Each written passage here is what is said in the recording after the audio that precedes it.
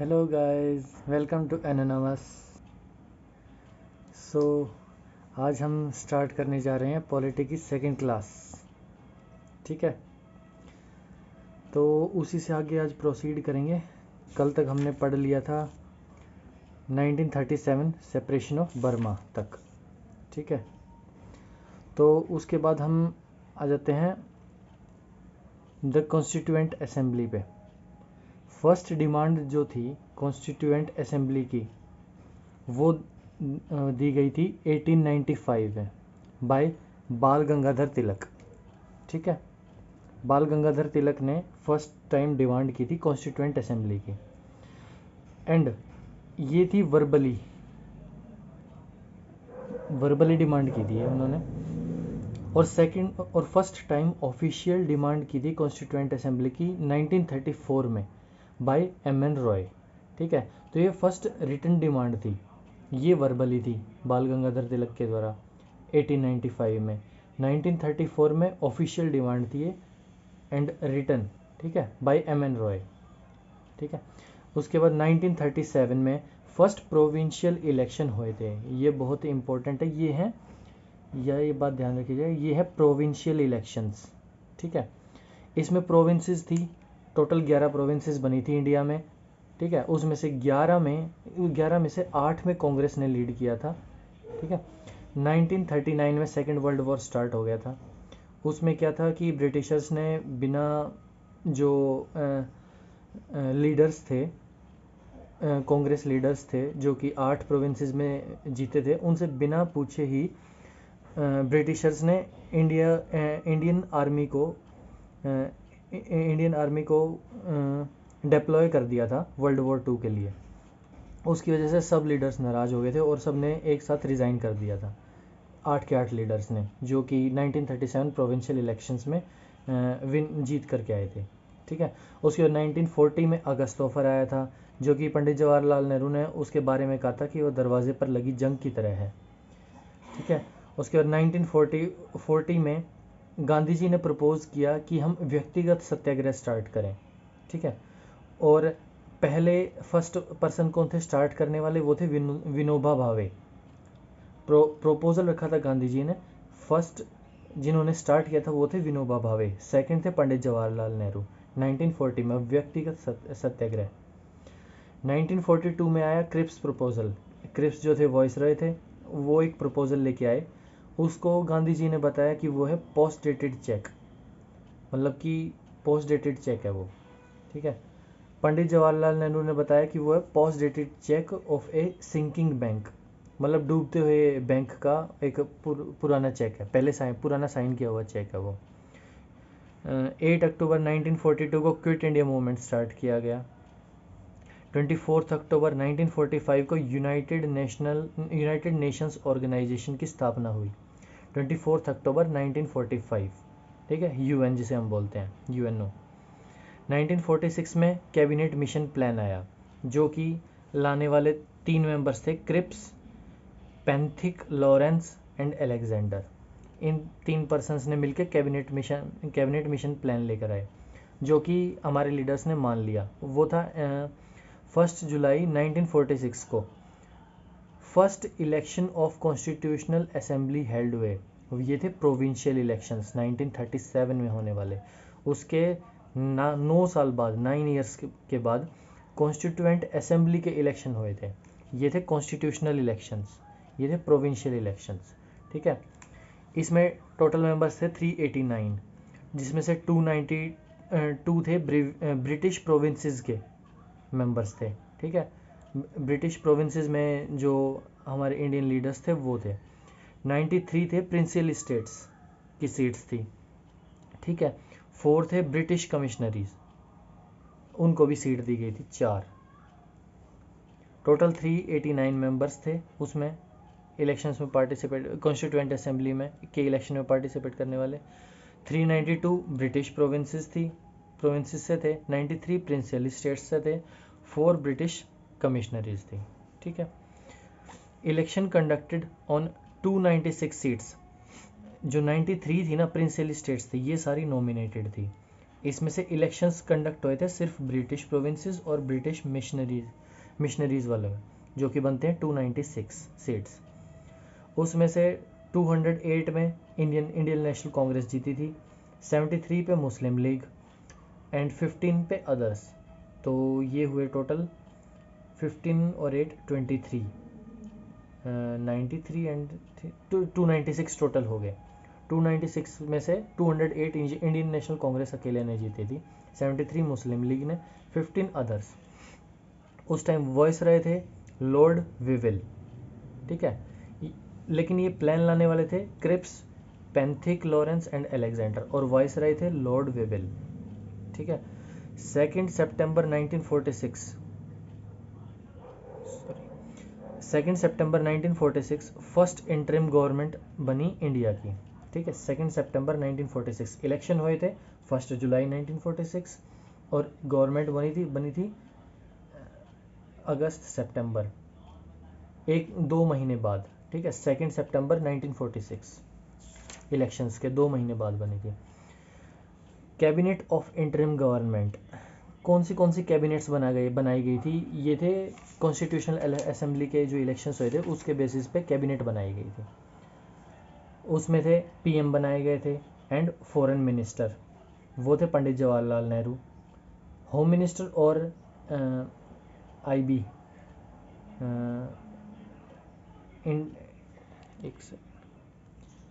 We can say home minister and broadcasting minister Sardar Vallabh Bhai Patel थे, ठीक है। एजुकेशन मिनिस्टर थे C Rajagopalachari. Food and agriculture minister थे doctor Rajendra Prasad. Defence minister थे S Baldev Singh. Health minister थे गजनफर अली खान। लेबर मिनिस्टर थे बाबू जगजीवन राम। लॉ मिनिस्टर थे जोगेंद्र नाथ मंडल। फाइनेंस मिनिस्टर थे Liaquat Ali Khan. Mines and ports के मिनिस्टर थे एच.सी. बाबा। इंडस्ट्री मिनिस्टर थे जॉन माथुर। रेलवे मिनिस्टर थे अरुणा असफ अली, ठीक है। ये अब पूछ लेते हैं, इनमें से काफ़ी आजकल ऐसे ही क्वेश्चन पूछे जाते हैं कि जो फर्स्ट कैबिनेट बनी थी इंडिया की इंटरिम कैबिनेट, उसमें हेल्थ मिनिस्टर कौन थे? गजनफर अली खान। लॉ मिनिस्टर कौन थे? जोगेंद्र नाथ मंडल। और लास्ट जो CHSL का एग्ज़ाम हुआ था उसमें आया था कि एडवाइज़र कौन थे, ठीक है। ऐसे ऐसे क्वेश्चन बनते हैं। तो कॉन्स्टिट्यूएंट असेंबली की 3 मीटिंग हुई थी। फर्स्ट मीटिंग में सबको पता है 9 दिसंबर 1946 को हुई थी। उसके जो चेयरमैन थे, टेम्परेरी चेयरमैन जो बनाए गए थे वो थे डॉक्टर सच्चिदानंद सिन्हा। ये बहुत बेसिक क्वेश्चन है, पुराना भी है। सेकंड मीटिंग हुई थी वो हुई थी 11 दिसंबर 1946। उसमें कमेटी ने अपने परमानेंट चेयरमैन का चयन कर लिया था, जो कि बनाए गए थे पंडित जवाहरलाल नेहरू। वाइस चेयरमैन उसमें थे डॉक्टर H.C. मुखर्जी, ठीक है। लीगल एडवाइज़र कॉन्स्टिट्यूशन असेंबली में कौन थे? B.N. राव। ये इस साल CHSL में पूछा गया क्वेश्चन था। लीगल एडवाइज़र कौन थे? लीगल एडवाइज़र थे B.N. राव, ठीक है। थर्ड मीटिंग हुई थी 13 दिसंबर 1946 को। उसमें पंडित जवाहरलाल नेहरू ने प्रियम्बल और ऑब्जेक्टिव रिजोल्यूशन प्रेजेंट किए थे, ठीक है, कॉन्स्टिट्यूशन असेंबली के सामने। और क्या बोला था कि प्रियम्बल जो है वो सोल ऑफ द कॉन्स्टिट्यूशन माना जाएगा, जो हम कॉन्स्टिट्यूशन बना रहे हैं उसके लिए। 20 फरवरी 1947 को डिक्लेरेशन ऑफ इंडियन इंडिपेंडेंस कर दिया गया। पीएम थे उस टाइम ब्रिटेन के क्लीमेंट फिटेली, ठीक है। ब्रिटिश पीएम कौन थे? क्लीमेंट फिटेली। मार्च 1947 को लॉर्ड माउंटबेटन, जो कि लास्ट वाइसरॉय थे, वो चले गए थे और माउंटबेटन प्लान लेके आए थे। वो क्या था? Division of India and Pakistan. तो लॉर्ड माउंटबेटन की वजह से इंडिया और पाकिस्तान का डिवीज़न हुआ, और प्लान कौन सा था? माउंटबेटन प्लान, ठीक है। डिकी बर्ड प्लान क्या था? डिवीज़न ऑफ कॉन्स्टिट्यूएंट असेंबली, भी जो कॉन्स्टिट्यूएंट असेंबली थी उसका डिवीज़न, ठीक है, वो था डिकी बर्ड प्लान। अब हुआ क्या था एक्चुअली, 4 जुलाई 1947 को बिल जो है ब्रिटिश पार्लियामेंट में प्रेजेंट किया गया था फॉर इंडिपेंडेंस ऑफ इंडिया, ठीक है। 18 जुलाई 1947 को वो बिल पास हो गया, मतलब कि 14 दिन बाद, 2 हफ्ते बाद वो पास हो गया और एक्ट बन गया। बिल पास होने के बाद एक्ट बन गया जिसको नाम दिया गया इंडियन इंडिपेंडेंस एक्ट। ठीक है। 389 मेंबर्स थे, उसमें से 299 इंडियंस थे, 19 पाकिस्तानी थे। ठीक है, जो मेंबर्स थे 389 जो टोटल मेंबर्स थे उसमें से। मेकिंग ऑफ द कॉन्स्टिट्यूशन, अब ये इंडिपेंडेंट हो गया था यहाँ पे इंडिया। ठीक है, पोस्ट इंडिपेंडेंस क्या हुआ था? नेक्स्ट मीटिंग हुई थी कॉन्स्टिट्यूएंट असेंबली की 29 अगस्त 1947। ड्राफ्टिंग कमेटी की मीटिंग हुई थी, उसके 7 मेंबर्स थे। ड्राफ्टिंग कमेटी सारी कमेटियों में सबसे इम्पोर्टेंट थी क्योंकि इसने ही हमारे कॉन्स्टिट्यूशन का ड्राफ्ट तैयार किया था, जिसके चेयरमैन थे डॉक्टर BR अम्बेडकर। ठीक है। अदर मेंबर्स कौन थे उसके? इसमें से भी क्वेश्चन आ जाते हैं, आजकल आए हैं और लास्ट ईयर भी आए हैं। DB Khetan other members, and second member थे BL मित्रा। उन्होंने रिज़ाइन कर दिया था बिकॉज गांधी जी के साथ उनके अच्छे रिलेशंस नहीं थे, तो उनकी जगह आए थे माधव राव।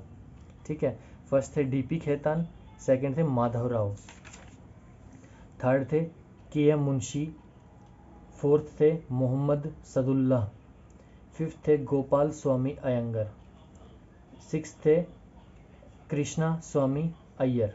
ठीक है, सेवन्थ हमारे BR अम्बेडकर। ड्राफ्ट को कंप्लीट होने में 2 ईयर्स 11 मंथ्स एंड 18 डेज लगे थे। 2 ईयर्स 11 मंथ्स एंड 18 डेज। ठीक है। 26 नवंबर 1949 को कॉन्स्टिट्यूशन डे मनाया जाता है इंडिया का, 26 नवंबर 1949 को। ठीक है, 2 महीने बाद 26 जनवरी 1950 को रिपब्लिक डे मनाया जाता है। ठीक है। कॉन्स्टिट्यूशन एक्सेप्ट कर लिया था 26 नवंबर 1949 को, लेकिन लागू किया था 26 नवंबर 1950 को। कुछ पार्ट 26 नवंबर को भी अप्लाई कर दिया गया था, वो हम आगे पढ़ेंगे कि किस कौन से जो आर्टिकल्स वगैरह थे जो तभी से कौन से राइट्स 26 नवंबर से ही दे दिए गए थे इंडिपेंडेंट इंडिया को। मेजर कमिटीज़ कौन सी थी फॉर ऑफ कॉन्स्टिट्यूएंट असेंबली की? ड्राफ्टिंग कमेटी अभी पढ़ा हमने, BR अम्बेडकर थे उसके चेयरमैन। यूनियन पावर कमेटी पंडित जवाहरलाल नेहरू थे उसके चेयरमैन। यूनियन कॉन्स्टिट्यूशन कमेटी उसके भी पंडित जवाहरलाल नेहरू चेयरमैन थे। ठीक है। प्रोविंशियल कॉन्स्टिट्यूशन कमेटी, प्रोविंशियल अलग हैं और यूनियन कॉन्स्टिट्यूएंट कमेटी अलग है। प्रोविंशियल के थे सरदार Vallabh Bhai Patel. Advisory committee of fundamental rights के भी थे सरदार वल्लभ भाई पटेल। तो फंडामेंटल राइट्स और प्रोविंशियल कॉन्स्टिट्यूशन असेंबली के थे सरदार Vallabh Bhai Patel. Minorities committee of minority committees के भी चेयरमैन थे सरदार वल्लभ भाई पटेल। ठीक है। रूल्स ऑफ प्रोसीजर की कमेटी के जो चेयरमैन थे वो थे doctor Rajendra Prasad, rules of procedure के। स्टेट कमेटी के थे Pandit Jawaharlal Nehru. National flag committee के थे टेम्परेरी जो थे वो थे डॉक्टर राजेंद्र प्रसाद, परमानेंट थे JB कृपलानी। ठीक है। Committee for function of constituent assembly, functioning के थे GV मावलंकर, ये भी काफ़ी बार पूछा जाता है।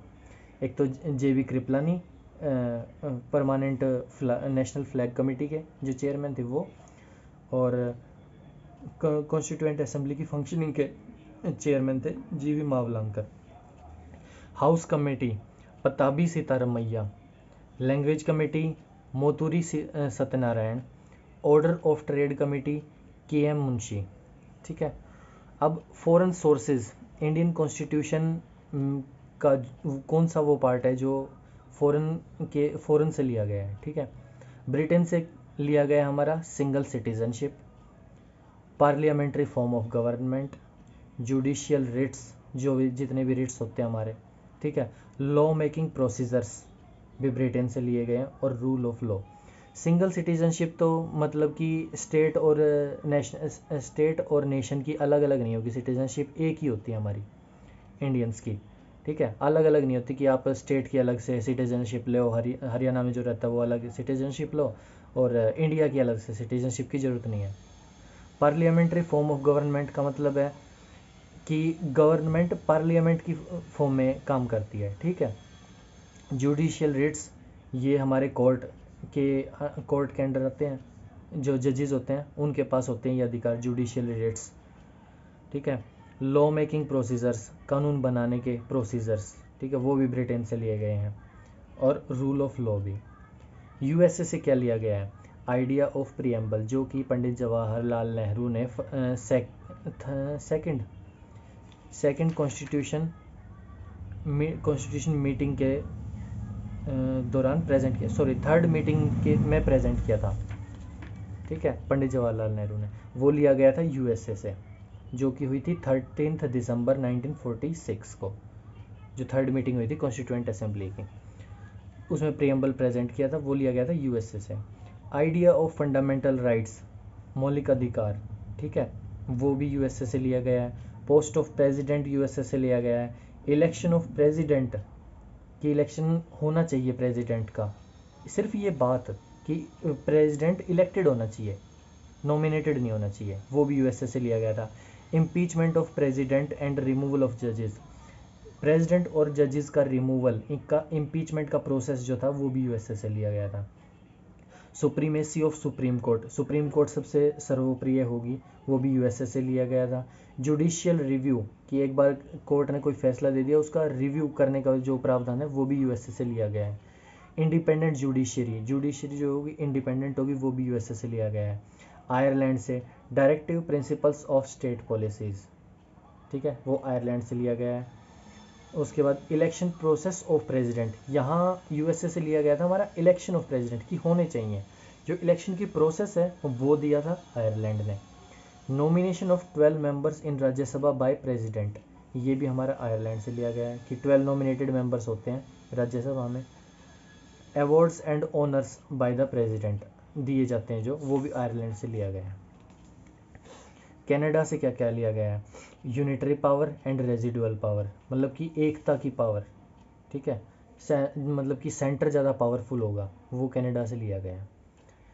पोस्ट ऑफ गवर्नर, वो भी कनाडा से लिया गया है, गवर्नर की पोस्ट। फ्रांस, फ्रांस से लिया गया है idea of Republic state and fraternity, equality and liberty, ठीक है, ये सारे वर्ड्स जो कॉन्स्टिट्यूशन में के प्रेम्बल में लिखे हुए हैं वो फ्रांस से लिए गए हैं। एक तो आइडिया रिपब्लिक स्टेट का, second liberty, equality and fraternity. Russia से क्या क्या लिया गया है? Fundamental duties, political, social and economic justice and 5 year plan, जो फाइनेंशियल 5 ईयर प्लान होता है, भविष्य के जो 5 साल के बारे में प्लानिंग करते हैं, फाइनेंशियल कमीशन करता है, अभी उसका काम है, प्लानिंग कमीशन होता था पहले, ठीक है, अब नीति आयोग है, उसका काम वो भी रशिया से लिया गया है। फंडामेंटल ड्यूटीज़ भी रशिया से ली गई हैं। अब साउथ अफ्रीका से provision of constitution amendment, amendments का साउथ अफ्रीका से लिया गया है, कॉन्स्टिट्यूशन अमेंडमेंट अगर करनी है तो साउथ अफ्रीका के according. Second, election of Rajya Sabha members, Rajya Sabha members के इलेक्शन की प्रोसेस वो साउथ अफ्रीका से। क्या होती है राज्यसभा मेंबर्स की इलेक्शन की प्रोसेस? हर 2 साल बाद चेंज होते हैं, 1/3 of the Rajya Sabha total members, ठीक है। जर्मनी से इमरजेंसी पावर्स ली गई हैं, emergency 352, 356 and 360, national, state and financial emergency powers. Suspension of fundamental rights during emergency, जो फंडामेंटल राइट्स हैं वो इमरजेंसी के टाइम सस्पेंड कर दिए जाते हैं, वो भी जर्मनी से लिए गए हैं। जापान से procedures established by law. Australia से language of the preamble, preamble की language, relation between union and states, concurrent list, rules of trade and joint session called by president. ये हमारा होता है, अभी हम पढ़ेंगे आगे, आर्टिकल है इस जॉइंट सेशन का, ठीक है, वो आई थिंक 101 आर्टिकल है, जॉइंट सेशन कॉल किया जाता है प्रेसिडेंट के द्वारा, तो हम आगे पढ़ेंगे, वैसे रिवीजन के लिए बता रहा था मैं। Language of the preamble Australia से लिया गया है। Relation between union and states, concurrent list, rules of trade. Thank you, आज के लिए बस इतना ही। Welcome, have a nice day.